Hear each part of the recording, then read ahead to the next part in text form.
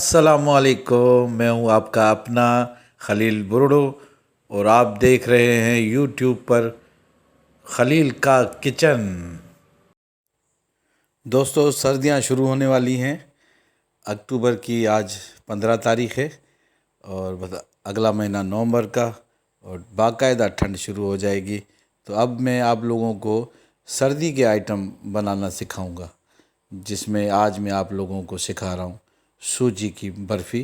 क्योंकि सूजी का असर जो है वो भी गर्म होता है और ये सर्दियों में जो है ये सूजी के हलवे, सूजी की पंजूरी और सूजी की बर्फ़ी और सूजी की ये टुकड़ी हलवा, ये सब जो है सर्दियों के आइटम हैं।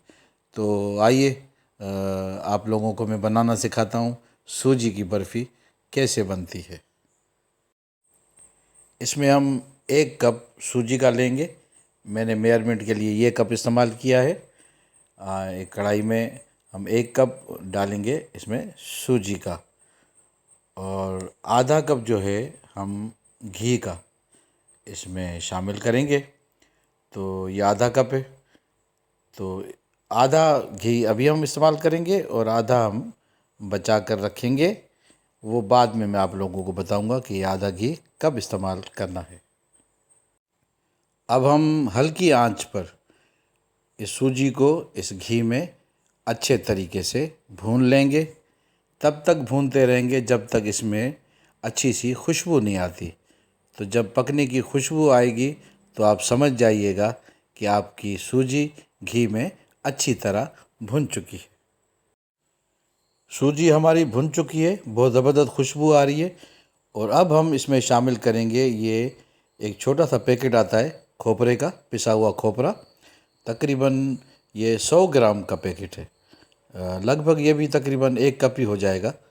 तो ये जो है पूरा पैकेट आप इसमें शामिल करके और सूजी के साथ इसको मज़ीद 2-3 मिनट तक आप इसको भूनेंगे ताकि खोपरे का कच्चापन ख़त्म हो जाए। अब जो हमने घी बचा कर रखा था, आधा घी, अब इस मौके पर ये घी शामिल होगा इसमें। और अब इस घी के साथ भी हम सूजी और खोपरे को अच्छे तरीके से इसको 2-3 मिनट तक भून लेंगे। अब हम एक देगची ले लेंगे और उस देगची में यही कप जो मैंने मेजरमेंट के लिए रखा था, ये मैंने 1 कप चीनी का भरकर मैंने देगची में डाला है। और साथ में पानी इतना डाला है कि चीनी हमारी उस पानी में डूब गई है। बस इतना पानी डालना, ज़्यादा पानी नहीं डालना। अब जैसे ही हमारी चीनी घुल जाएगी, इसका दाना मेल्ट हो जाएगा और उसके बाद फिर हम इसे मज़ीद 1-2 मिनट के लिए मज़ीद पकाएंगे जब तक हमारी चाश थोड़ी चिपचिपी नहीं हो जाती। तो ये हमारा सूजी और खोपरा घी में अच्छे तरीके से ये भुन चुका है। माशाल्लाह बहुत ही ज़बरदस्त खुशबू आ रही है इसमें से। तो अब हम क्या करेंगे कि जो हमारी चीनी वहाँ पे पक रही है, वो जैसे ही गाढ़ी होगी हम इसमें शामिल करेंगे। चीनी हमारी पक चुकी है और चिपचिपी हो चुकी है। और अब हम ये चीनी वाला शीरा इस सूजी में शामिल कर देंगे और शामिल करने के बाद हल्की आंच पर हम इन्हें अच्छे तरीके से पकाएंगे। और जब ये पक जाएगी तो इसकी निशानी ये है कि ये नीचे से तले को छोड़ देगी। ये इसकी निशानी है पक जाने की। जब तक ये तला नहीं छोड़ती आप इसको हल्की आंच पे पकाते रहें और मुसलसल घुमाते रहें। चम्मच रुकना नहीं चाहिए इसका, वरना फिर ये एक जगह पे इकट्ठे होके एक मतलब टुकड़ा सख्त सा हो जाएगा इसका। और अगर आप घुमाते रहेंगे तो ये बिल्कुल स्मूथ सा, नरम सा ये जो है हमारा टुकड़ी हलवा बनकर तैयार होगा। अभी आप देख लें, इसने आहिस्ता आहिस्ता पैन को छोड़ना शुरू कर दिया है।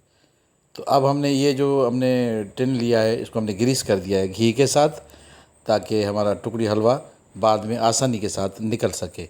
तो अब हम इस हलवे को इस टिन पैन में शिफ्ट करेंगे।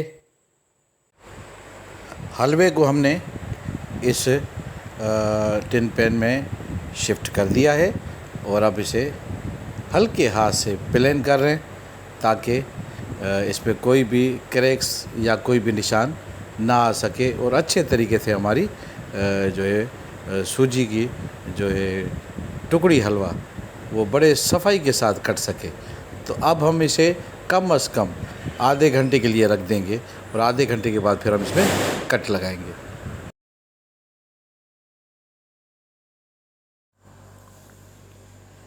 आधा घंटा हो चुका है जी हमें, और अब हम इसमें कट लगा रहे हैं। और कट लगाने के बाद भी हमें इसे आधा घंटा मज़ीद छोड़ना पड़ेगा ताकि ये मुकम्मल ठंडा हो जाए, और उसके बाद फिर हम वो टुकड़ी हलवा इसका निकाल लेंगे। लो जी माशाल्लाह, हमारा सूजी का टुकड़ी हलवा बनकर तैयार हो चुका है। और हमने इसके यूँ नमक पारे वाली स्टाइल से इसके हमने पीस काट लिए थे, और काट कर हमने प्लेट में सजा लिए हैं। और यकीन मानिए इतना खस्ता, इतना लजीज और ज़बरदस्त ये सूजी का टुकड़ी हलवा बनकर तैयार होता है कि मैं कुछ बयान नहीं कर सकता। जब तक आप लोग ख़ुद बनाकर नहीं खाएंगे तब तक आप लोगों को नहीं पता चलेगा कि इसका टेस्ट कैसा है। आप लोग ट्राई करें मेरी रेसिपी को, बनाएं, उसके बाद कमेंट्स में मुझे बताएं कि आप लोगों का सूजी का टुकड़ी हलवा कैसा बना, जिसे हम सूजी की बर्फ़ी भी कहते हैं। तो बताइएगा ज़रूर। इंशाल्लाह नेक्स्ट किसी नई रेसिपी के साथ हाज़िर खिदमत होगा। तब तक इजाज़त दीजिए। अल्लाह हाफ़िज़।